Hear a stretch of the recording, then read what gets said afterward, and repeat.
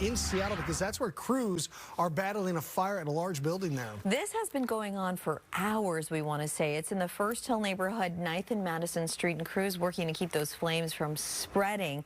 Fox 13's Taylor Winkle has been there all morning long. And Taylor, I know you were saying that there were moments where you thought maybe that fire was out, but it would pick up again. Where do we stand? Yeah, we were confused last time we talked to you. We didn't think the fire was out, but we watched them as they cut the water off the fire. We were like, what's going on? So I want to bring you back in here.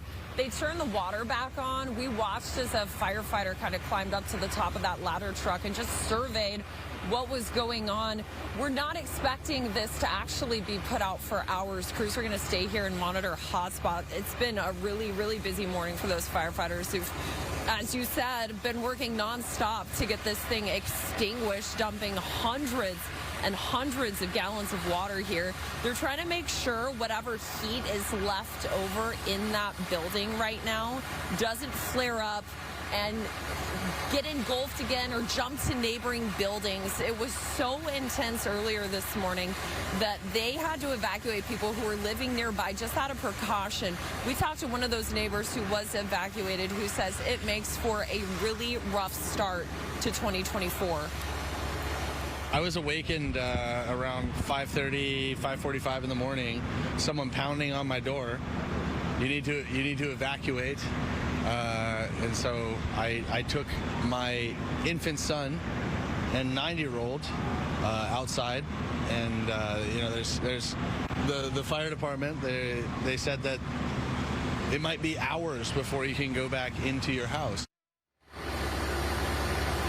Yeah, a rough morning for them. Glad they are safe. He did eventually get to go back home a little over an hour ago with his 2 kids.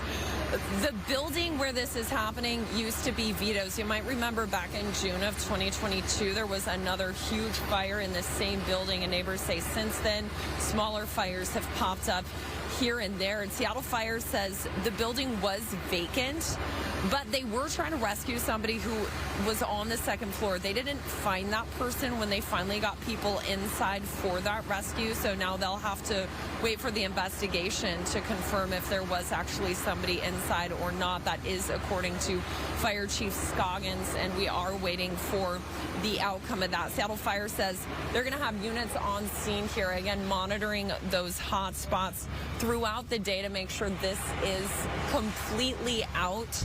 And then after that is out, then they'll start that investigation process. So we'll keep you posted on that as we get details for that coming in. For now, reporting live in Seattle, I'm Taylor Winkle, Fox 13 News.